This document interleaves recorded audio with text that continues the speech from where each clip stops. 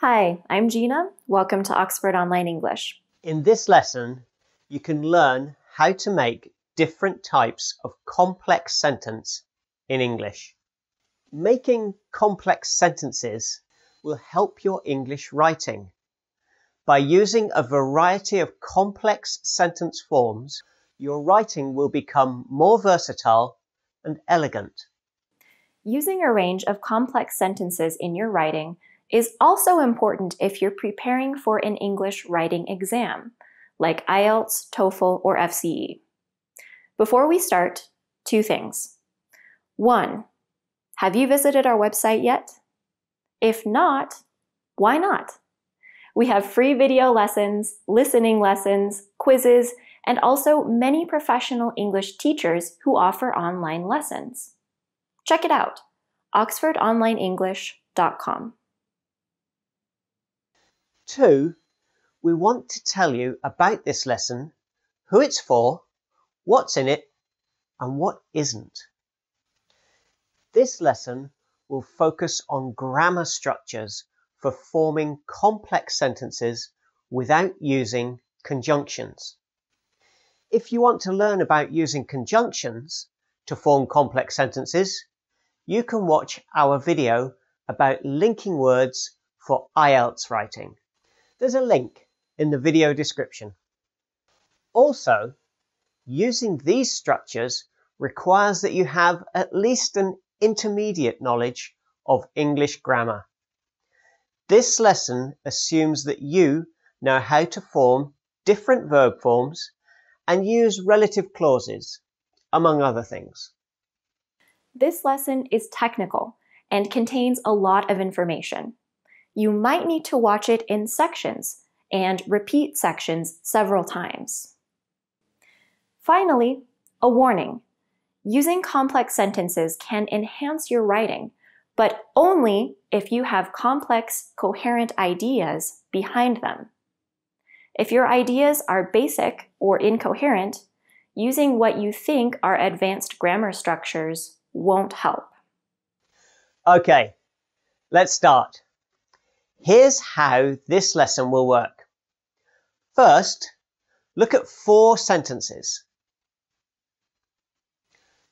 Pause the video, read the sentences, and look up any words you don't know.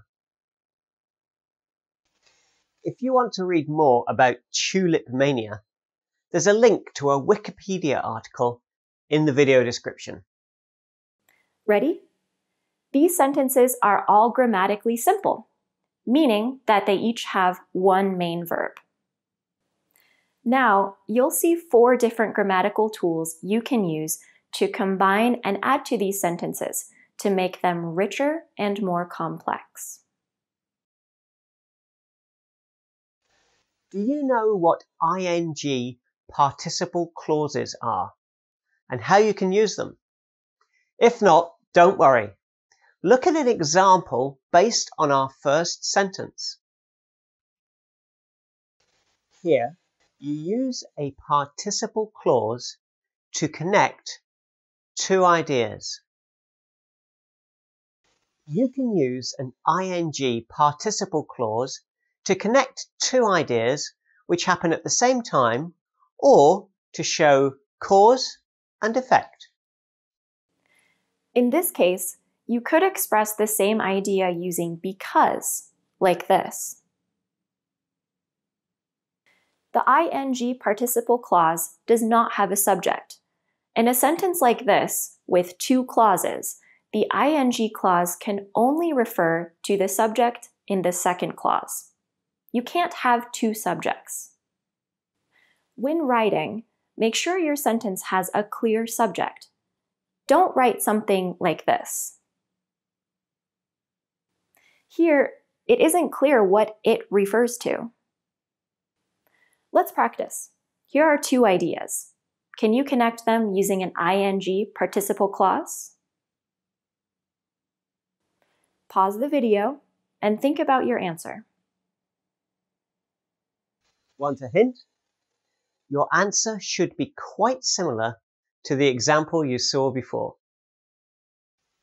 Ready? Here's the answer. There's one more way to use ing clauses. You can use a perfect ing form with having plus a past participle to show that one thing happened before another. For example, so, quick review. You can use ing participle clauses to do three things. Do you remember them? 1. Use them to show that two actions happened at the same time. 2. Use them to show cause and effect. 3. Use them with having plus a past participle to show that one thing happened after another.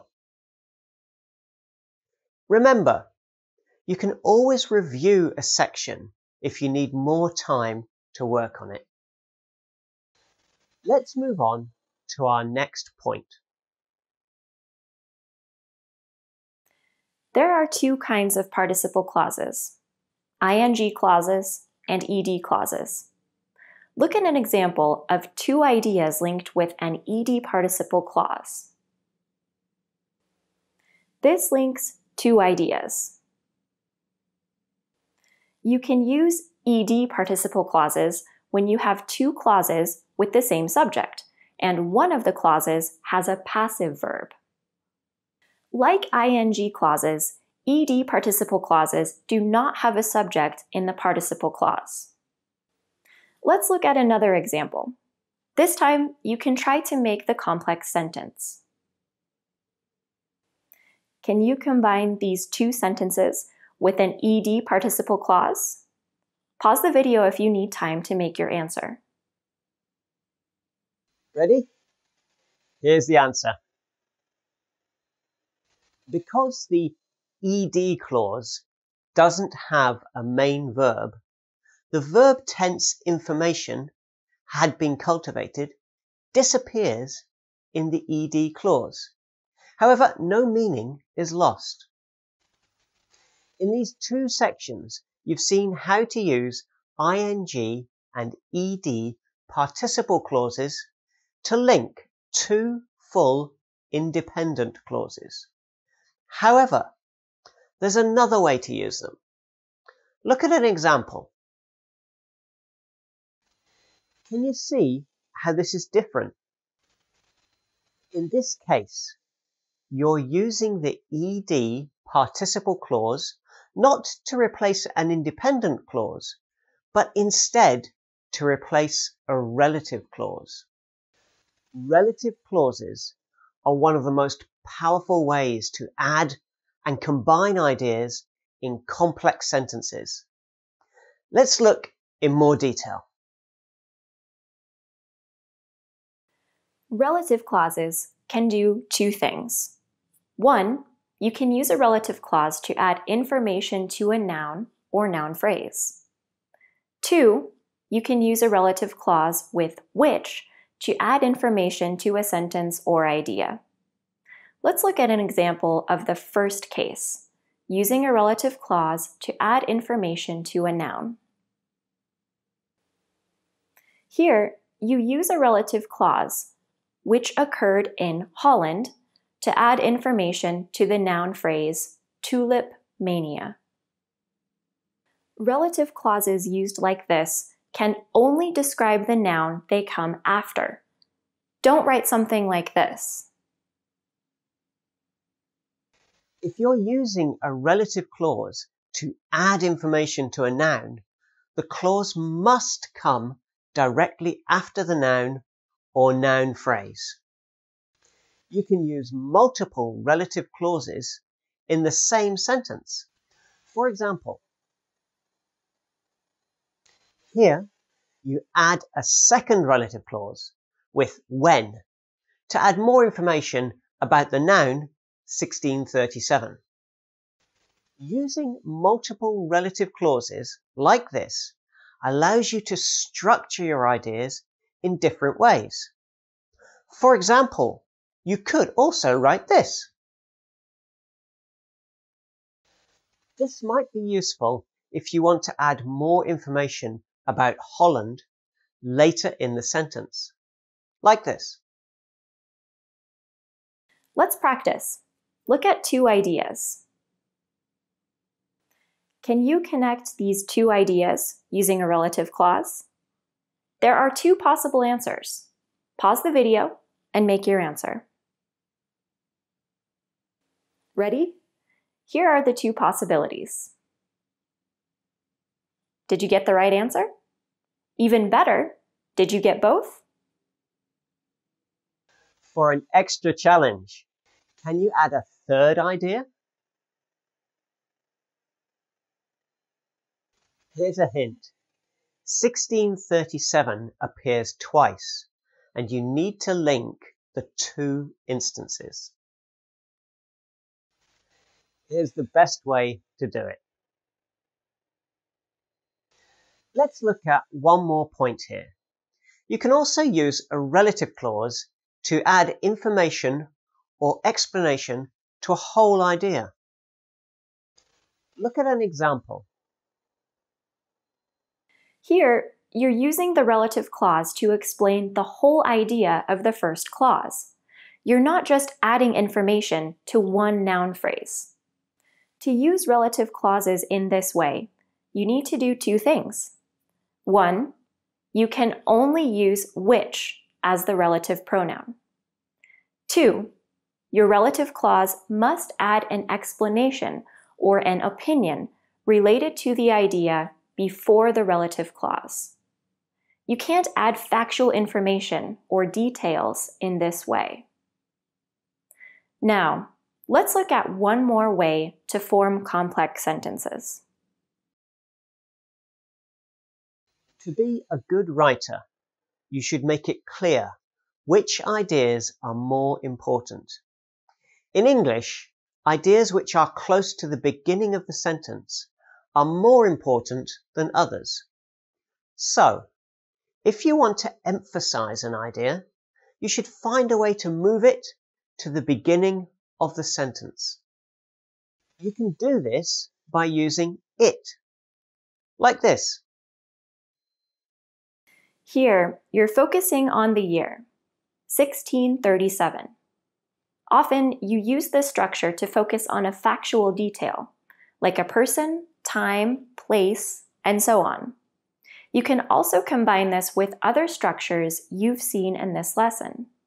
For example, you could add a relative clause to the end of this sentence, like this. Look at a sentence. You want to emphasize the idea of Holland or the idea of 1593. Can you write two different sentences, starting with it, to emphasize these two ideas? Pause the video and do it now. Did you get your answers? Take a look. In the first sentence, you'll probably need to change the structure a little by separating in 1593 from the main clause using a comma. Now, you've seen several ways to form complex sentence structures in English. What should you do if you want more practice?